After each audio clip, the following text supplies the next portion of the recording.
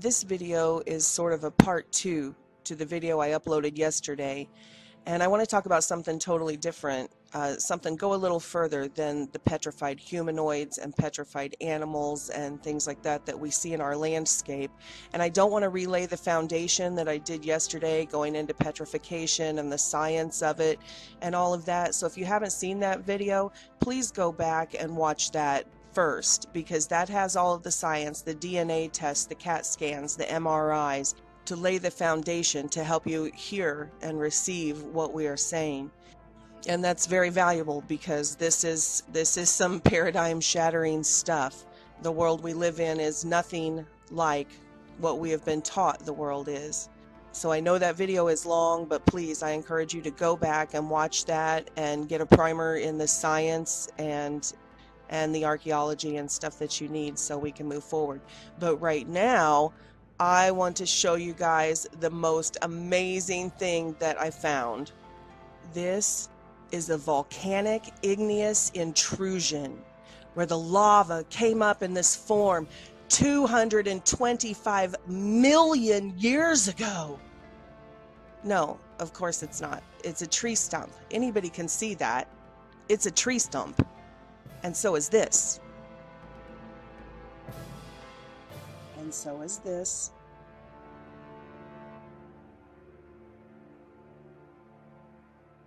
And so is this. And so is this. I think you get my point. We see these remnants of this massive, massive forest that once covered the earth, these massive trees. We see the tree stumps. And we're just told they're mesas, right? Mesas. Just amazing. Mesa means tabletop because they're flat on top.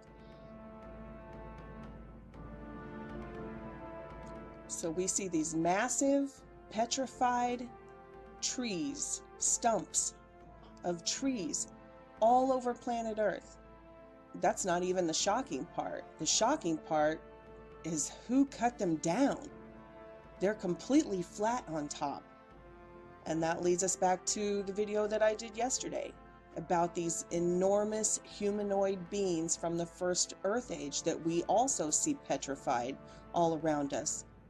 At some point, we have to realize it's not a coincidence that we see faces and skulls and hands and feet littered all in the rocks of our landscape all around us. And then we see other life forms, not just the animal kingdom, but the plant kingdom. We see enormous tree stumps also petrified in the landscape all around us. At some point, we have to let go of this false paradigm that the mainstream has fed us. And we have to start real science. We have to admit that we are not the pinnacle of everything. Let your ego go. Check your ego. And let's evaluate what we see with our own eyes.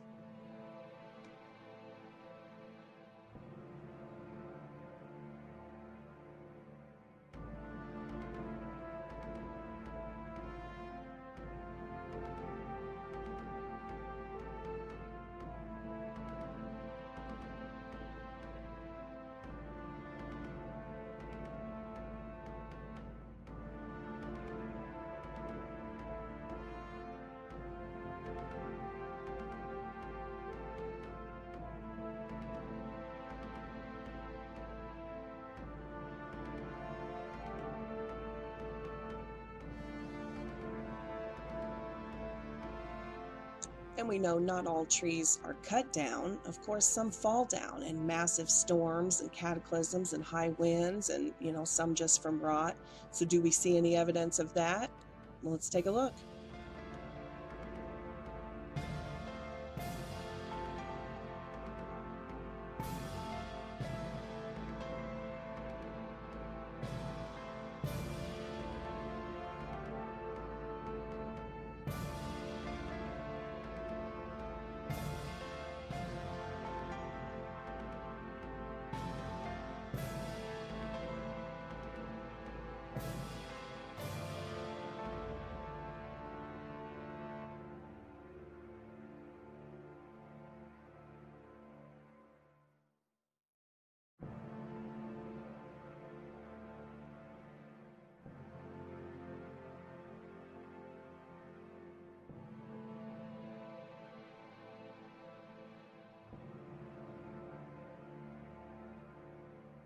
Now, I'm obviously not saying that every mountain on planet Earth is a fallen tree or a fallen giant.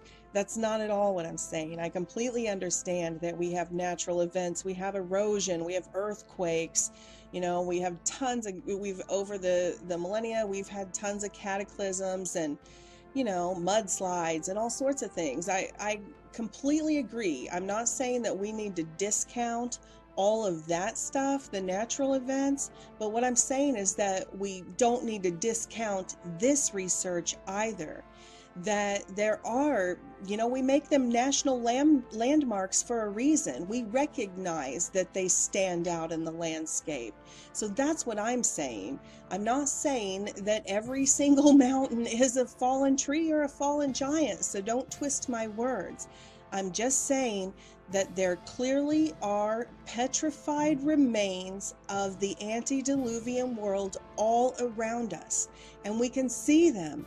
We see hands and feet and faces and skulls and tree stumps and all of it. We see all of it right in front of our eyes. We have to stop disregarding all of these things and just calling them anomalies and mysteries because they don't fit the false paradigm. And we have to quit trying to force a square peg in a round hole with these bogus theories. Not one scientist in any of our lifetimes has ever seen lava flow in straws, in long fibers, hexagonal fibers.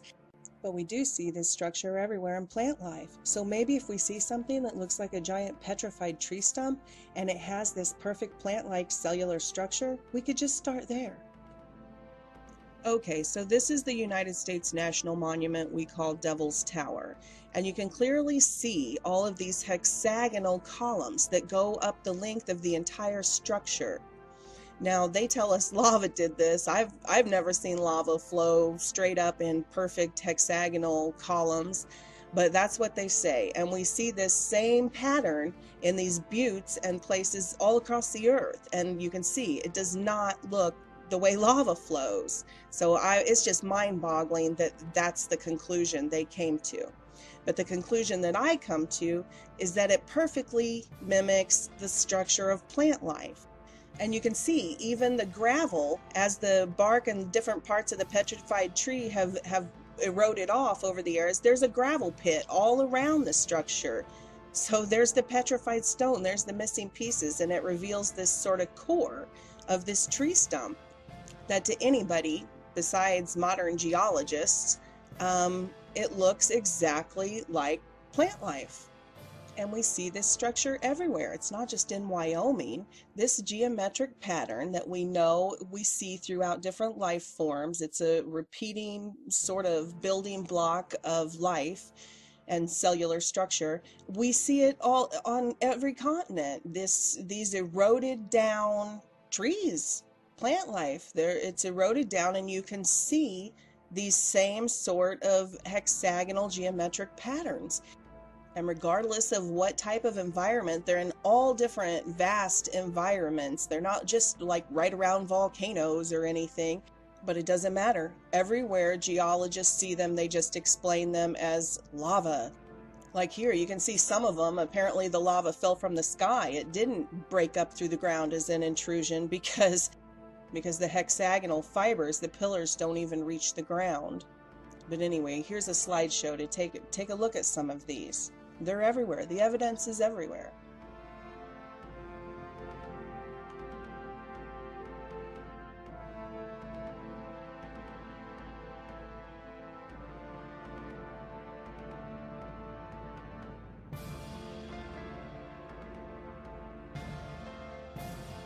And I get it.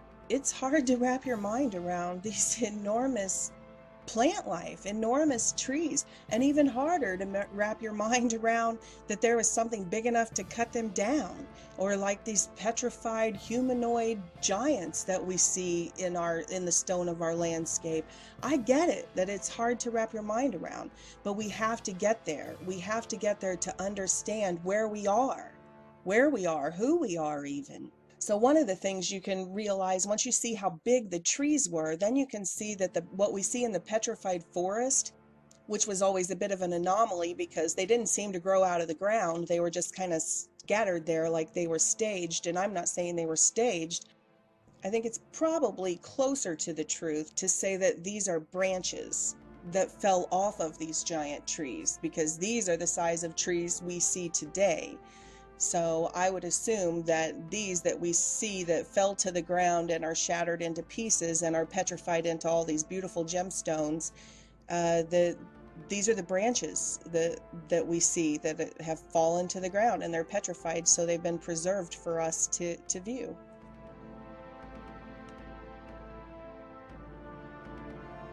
I know it's hard for most of us to conceptualize a world with creatures as big as dinosaurs and the fossils that in the plant life that we have recovered that they've admitted to us. So it's certainly hard for us to wrap our minds around vegetation that could be this huge.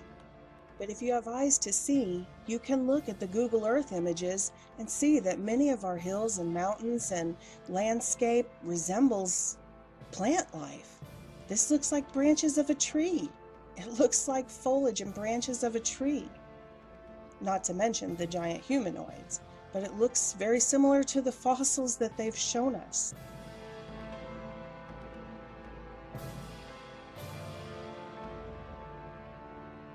Because we were all born into this world when it was already in a state of entropy, when it's actually at the very end of the age, where it's been stripped and it's desolate, and we think this is normal. It's all we've ever known. So it's hard for us to wrap our mind around a world like heaven.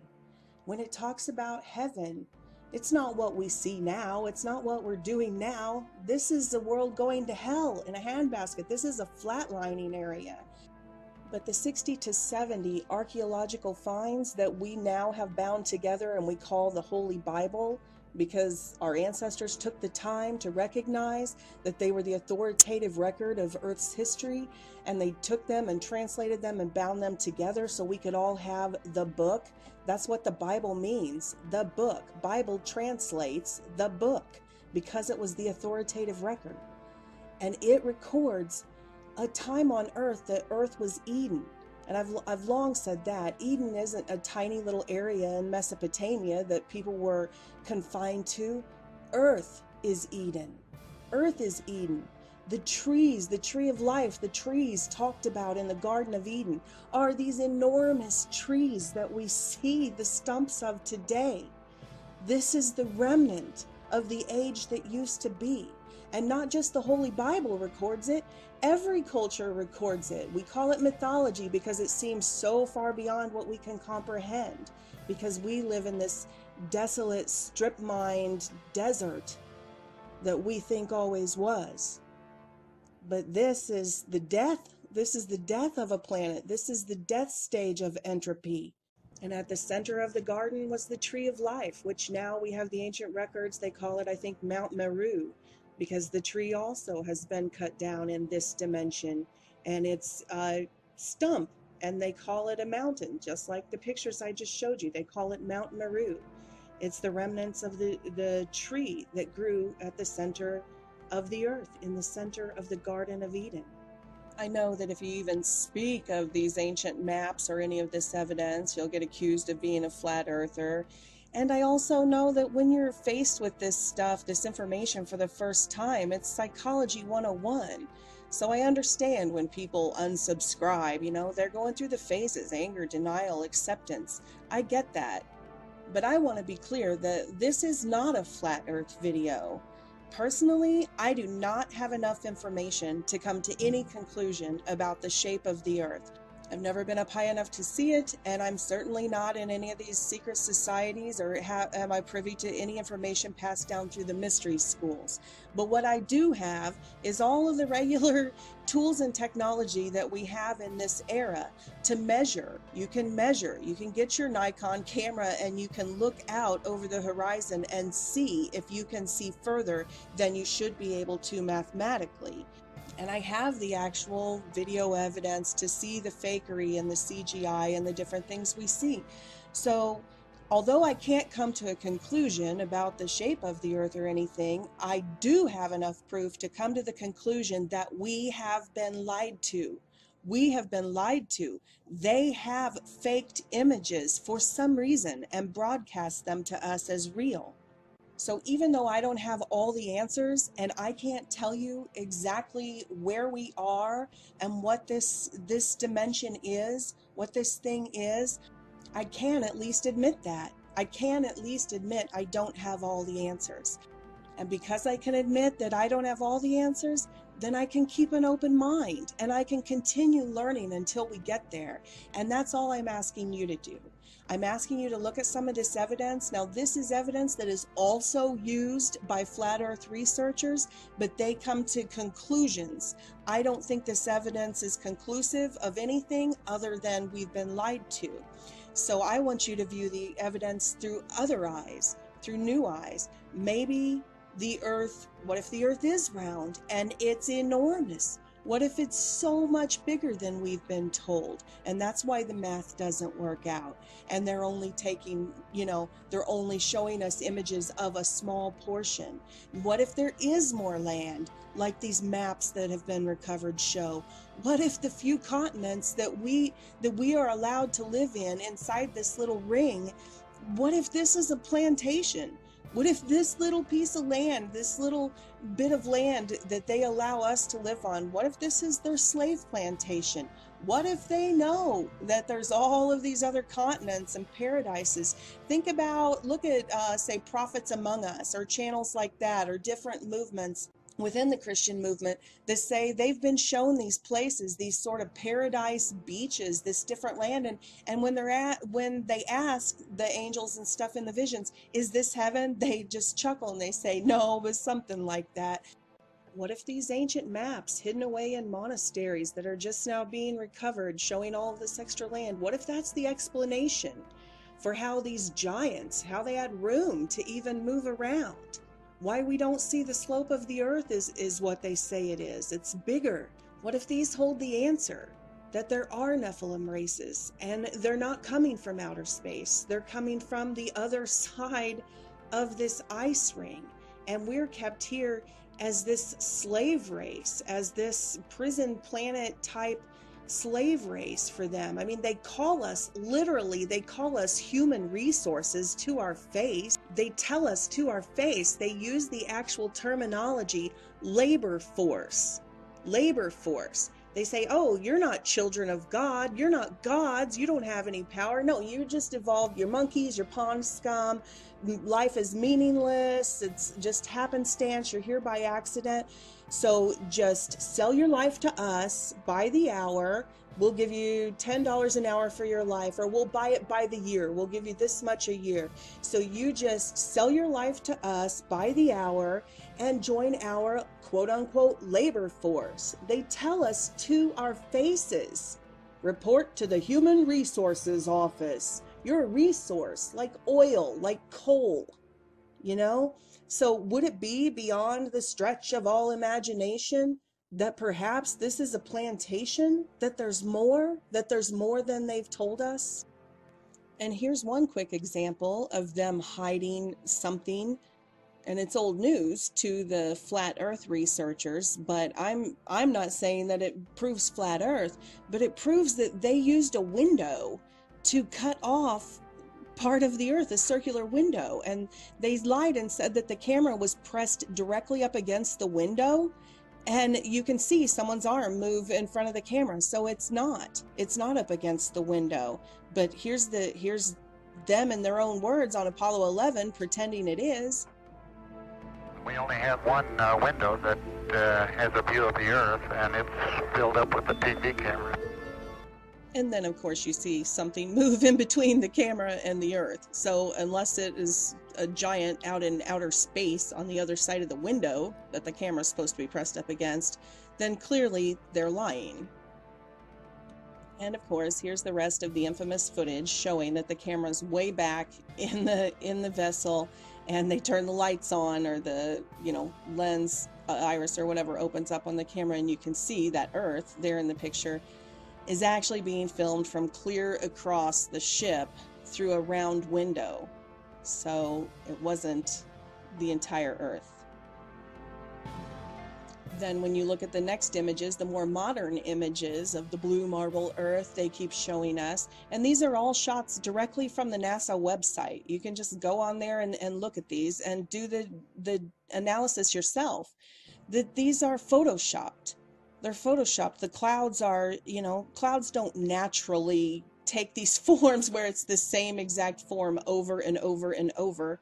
You know, no, they got lazy with their propaganda. And so when they do the cloning tool, they just think nobody would notice, you know, at a distance when you're looking at the big picture. And nobody has. Nobody's really talked about this until the last few years.